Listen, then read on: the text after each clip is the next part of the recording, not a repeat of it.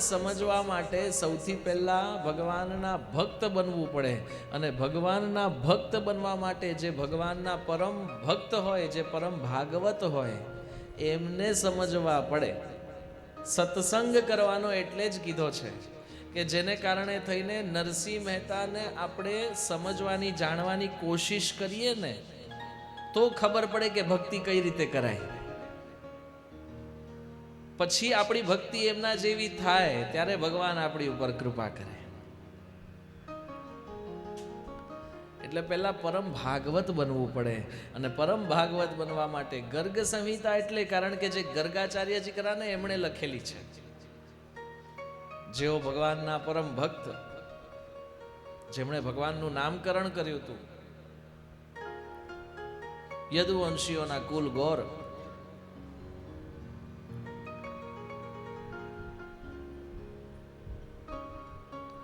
ગોપા પરસ્પરમ રષ્ટા દધિ ક્ષીર ઘૃતાંબુભિ, એવું લખેલું છે ભાગવતજીની અંદર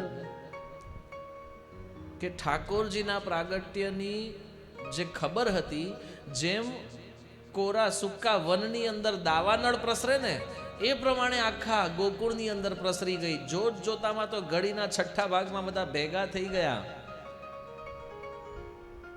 બધા એકબીજાને બધાઈ આપવા લાગ્યા. એવું લાગે છે ઠાકોરજીનું અમારે ત્યાં પ્રાગટ્ય થયું છે. કોઈને એમ નથી લાગતું નંદરાયજીના ત્યાં ઠાકોરજીનું પ્રાગટ્ય થયું છે.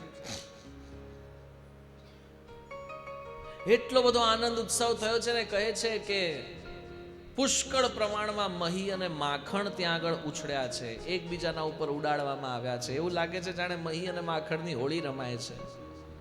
ગર્ગ સંહિતામાં ત્યાં સુધી લખ્યું છે કે નંદધામને આંગણે છે ને ગોઠણ સુધીના મહી અને માખણના કાદવ કિચડ થઈ ગયા હતા. કોઈને સમયની ભાન રહી નથી.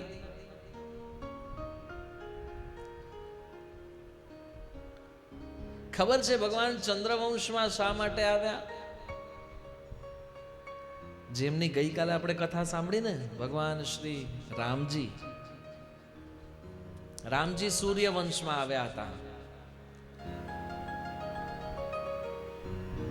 અને રામજીની કથા એવું કે છે કે જ્યારે રામલાલાનું પ્રાગટ્ય થયું હતું ને એ વખતે સૂર્યનારાયણ 1 મહિના સુધી એમને એમ રહ્યા હતા, અસ્ત થવાનું ભૂલી ગયા હતા.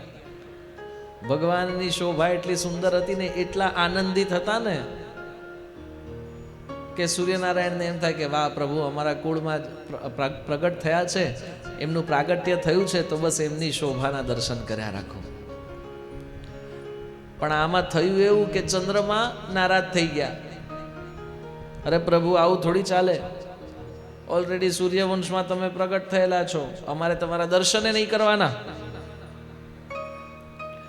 રામલાલા કહેવા લાગ્યા છે ચંદ્રમાને કે ચંદ્રમા, આ તો એમના હૃદયનો ભાવ છે ને, એટલે કાંઈ કહી નહીં શકું, અને એમના કુળમાં હું પ્રગટ થયો છું એટલે મારા તો વડવા કહેવાય, એમને મારાથી કાંઈ કહેવાય નહીં. પણ ચિંતા નહીં કરો, હું તમને નિરંતર મારી સાથે ને સાથે રાખીશ. કઈ રીતના? તો આપણે રામજીનું નામ શું બોલીએ? શ્રી રામચંદ્ર. બસ બસ પ્રભુ, તમારું સાનિધ્ય મને મળી ગયું. સાથે સાથે વચન પણ આપું છું, આ વખતે સૂર્યવંશમાં આવ્યો છું, હવે આના પછી હું તમારા કુળમાં આવીશ. એટલે પ્રભુ ચંદ્રવંશમાં પ્રગટ થયા છે. આહા, એટલું સુંદર દ્રશ્ય. નંદરાયજી પોતાની જાતને બચાવતા બચાવતા છુપાતા ફરે છે. તો નંદરાયજીના કેટલાક મિત્રો હતા ને, કહેવા લાગ્યા મહારાજ, તમે આ પ્રમાણે છુપાઈ રહ્યા છો, પણ તમને એક વાત ખબર છે? તો કે શું? અમારામાં તો એવું કહેવાય કે જેના ત્યાં આવી રીતના ઉત્તર અવસ્થા નજીક આવી હોય અને લાલાનું પ્રાગટ્ય થયું હોય ને, હા, એ છોકરાના પિતાજી એના ઉપર જો દૂધ અને દહીંની કોઈ વૃષ્ટિ કરે ને, દૂધ અને દહીંથી નાય અથવા એનાથી એ રમે ને લોકોની સાથે, તો એ છોકરો, એમનો જે છોકરો જેનું પ્રાગટ્ય થયું છે ને, એ યુગો યુગો સુધી અમર થઈ જાય. હે, શું વાત કરો છો? તો પછી લાવો. પછી તો નંદરાયજીએ બીજા બધા જે ગોપ ગોવાળોના હાથમાં મટકા હતા ને, લઈ લઈને પોતાના માથા ઉપર નાખવાના શરૂ કરી દીધા.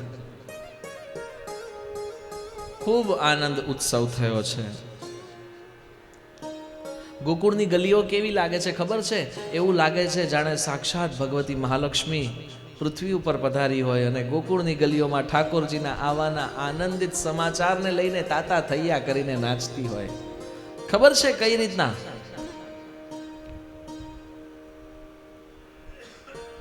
બધા ગોકુળવાસીઓ જે હતા ને ઉતાવળમાં હાથમાં પિત્તળના ને એવા બધા વાસણો લઈ અને જઈ રહ્યા હતા. સામેથી એક ગોકુળવાસીને આવતા જોયો, એના હાથમાં ચાંદીના વાસણો. પૂછ્યું આણે કે ભાઈ આ ચાંદીના વાસણો ક્યાંથી મળ્યા તમને? તરત કહેવા લાગ્યા છે કે ભાઈ તમે નંદધામ ગયા હતા? તો કે હા, હું આ વાસણો ત્યાંથી જ લાવ્યો. અરે તો તમે કયા દરવાજેથી? તો કે અમે ગેટ નંબર 3.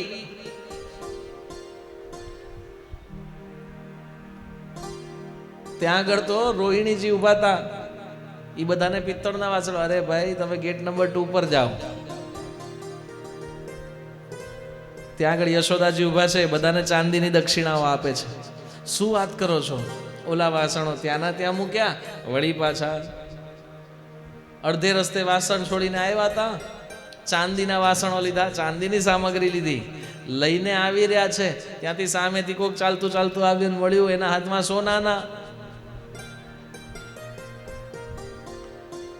સોનાના વાસણો, પાછા હીરા મોતીથી ભરેલા.